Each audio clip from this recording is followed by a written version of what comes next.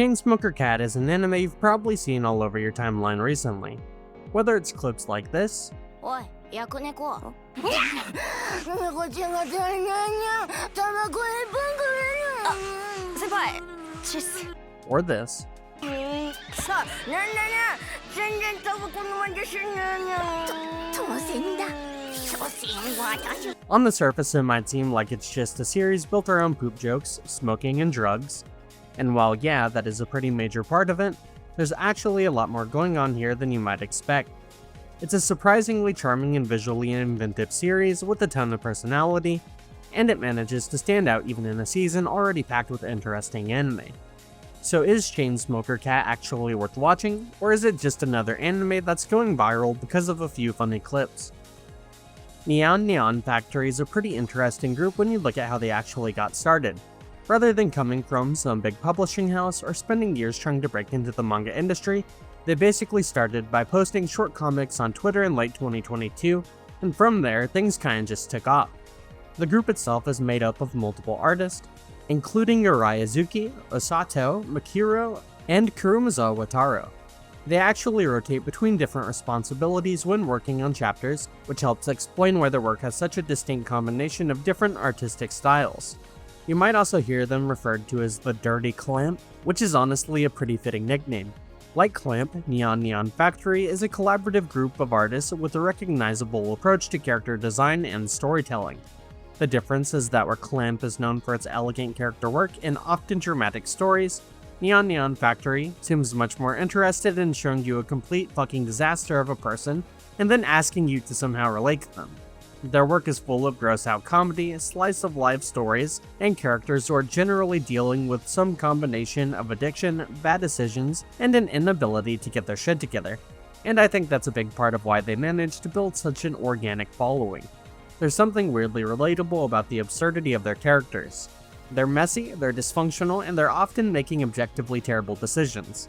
But underneath all of that, there's still something very human about them. Eventually, this led to Yani Neko, or Chainsmoker Cat, which caught the attention of Kodansha and began serialization in Weekly Young Magazine in February 2023. So in the span of basically a year, Neon Factory went from posting short comics online to getting a series published by one of Japan's biggest manga publishers, which is already a pretty wild story. But apparently, that wasn't the only kind of attention they were getting. As Neon Factory's popularity grew, the group became the target of a coordinated online harassment campaign. A number of malicious comments began appearing with the apparent goal of undermining the group and damaging their reputation. Kodansha eventually investigated the situation and traced the harassment back to another manga artist who was serializing alongside them. Shichi Yukonaga, the creator of Satsuda. Yukonaga eventually confessed to the harassment in a letter and offered a settlement. It's a bizarre situation, and honestly, one that sounds almost too ridiculous to be real. And I think it says something about how fucking weird the manga industry and the internet surrounding it can get. Fortunately, this didn't stop them from continuing forward. So after all of that, yeah, it got an anime. Which honestly isn't that surprising. The series had already found an audience, the manga was doing well, and people clearly couldn't get enough of this nicotine-addicted gremlin cat. The more interesting question wasn't whether Yani Neko would get adapted, it was whether anyone could actually capture the same weird energy that made the manga work in the first place.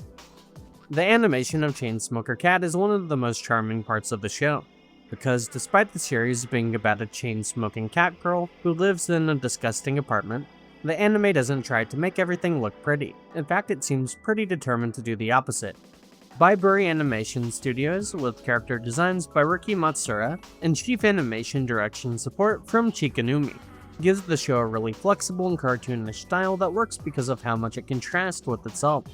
Yani's basic design is cute, she's got expressive eyes, a recognizable silhouette, and a really flexible face that allows her to go from adorable to fucking disgusting in about half a second, but the show is constantly undermining the cuteness. Her apartment is basically a visual sewer filled with cigarette butts, trash, rappers, and grime. And I think that's a pretty good extension of Yani's personality. You don't really need Yani to tell you she's a complete mess when you can just look at her apartment. Even the cigarette smoke adds to this, giving the interior shots this hazy, dirty atmosphere that makes the whole place feel even more miserable. and there's so much shit cluttering up the backgrounds that if you actually stop and look at them, you'll probably find some new disgusting detail you didn't notice before. But I think the facial animation is probably the biggest highlight, especially in episode 2. Yani's face can stretch, squash, and completely distort itself whenever the joke calls for it. Whether she's dealing with the nicotine craving or withdrawal, her expressions aren't really what you'd expect from a typical cute anime girl. They're exaggerated, they're ridiculous, and they completely destroy whatever dignity she had left. I think that's what makes them so funny. Yani isn't just making funny faces, her entire face basically becomes another cartoon prop for the animators to mess around with. The same goes for her physical comedy. She's constantly slouching, stumbling, flailing around, or collapsing like her body has completely given up on her. And then you'll occasionally get these sudden bursts of much more fluid animation that stand out because so much of the show is otherwise fairly economical. But I think the best part is how often the anime is willing to completely change the visual style for a joke. The nicotine receptor exercise sequence in episode 2 is probably the best example of this. The show takes Yani's nicotine addiction and turns it into this absurdly cheerful and colorful musical number, complete with a dancing tobacco fairy. It's basically presenting nicotine addiction with the visual language of a children's exercise video. Which is great, but also kinda disturbing when you actually think about what you're watching. The addiction itself has basically been turned into a cute little character that can dance around and interact with Yani. And I think that tonal whiplash is exactly what makes the scene work. You also have the extended soccer sequence, where the animation suddenly becomes surprisingly smooth and dynamic. It's the kind of thing where you can almost feel the animators going, okay, we're actually going to animate this part. And it's not even some dramatic action scene, it's a random gag and a gross out comedy about a chain-smoking cat girl. But the show is still willing to give it this extra level of polish and movement. The cigarettes themselves also act as this recurring visual motif throughout the series. The way Yani lights them, holds them, scavenges for them, and interacts with them all feels naturally integrated into their environment. They're basically always there, and that helps reinforce just how completely she surrendered herself to the habit. I think that's really what makes the animation of Yani Neko work so well. The show is constantly walking this line between cute character designs and completely fucking disgusting behavior. It knows when to let its characters look cute, it knows when to make them look pathetic, and it knows when to completely corrupt that aesthetic for the sake of a joke. This isn't just generic good animation. The animation is specifically designed around what makes Yani Neko funny in the first place. It's willing to let characters look like complete losers, it's willing to make their environments look disgusting. And then, whatever the joke calls for, it'll suddenly break out of this into these impressive little bursts of animation. The anime feels so much more energetic and purposeful than you'd probably expect from a series whose primary selling point is a cat girl smoking cigarettes. The opening is probably one of the biggest highlights of the anime for me. I'm just going to put the title on the screen because I will totally butcher this. Anyway, it perfectly captures the chaotic and nihilistic energy of Yani Neko, while also being one of the most visually dense openings I've seen in a while. It's packed with references to movies like Pulp Fiction, Trainspotting, Chinatown, The Usual Suspects, Project A, Dumb and Dumber, and a ton of others. What's especially impressive is that these aren't just random references thrown into the background. The opening actually recreates specific shots, poses, and visual compositions from these movies before immediately jumping to something completely different. You can go from Yani doing some iconic cinematic pose, to her smoking a cigarette, falling into a toilet, turning into a regular cat, or doing something else that completely destroys whatever artistic integrity the previous shot had, and that's what I love about it. The OP has this ridiculous amount of attention to detail, and it's all being used to celebrate a show about a bunch of filthy, unemployed cat girls. The song itself also fits Yani and the rest of the cast surprisingly well, with lyrics centered around having nothing going for you and generally feeling like you're completely doomed. The band themselves more or less says the same thing. And despite all the comedy and nihilism, there's still this weird sense of sincerity underneath it, which I think fits the series pretty well. The ending takes a much more relaxed approach compared to the chaotic energy of the opening. The ending feels more mellow and reflective, focusing on the quieter side of Yani's life and the everyday struggles of these characters. It feels almost like a chance to breathe after the opening throws a million visual references at you. And I think that contrast works really well. The opening is loud, chaotic, and constantly screaming about how everything's fucked, while the ending is a little more subdued and melancholic. Both themes fit Yani Neko in a completely different way, and together they capture that strange balance between absurd comedy and the surprisingly human characters underneath all of it. I think in regards to the story and thematics themselves, the most notable is probably the somewhat controversial aspect regarding its titular subject matter. For some people who have negative experiences with, or family members who have struggled with drugs or addiction, I think the humor being tied into it whatsoever can make it difficult to see past that, especially if you're only seeing clips of the show.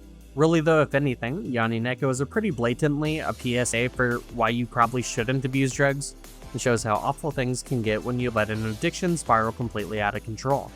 I think it's good to depict people who are addicted as multifaceted, or in a humorous and empathetic light. For whatever reason it is, whether it's simple, stupid, or completely understandable, these archetypes of people exist in real life.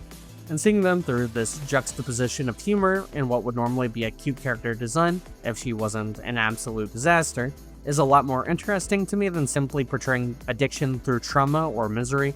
There's also just the fact that characters who you might initially think have their act together usually have some sort of bias or ulterior motive of their own.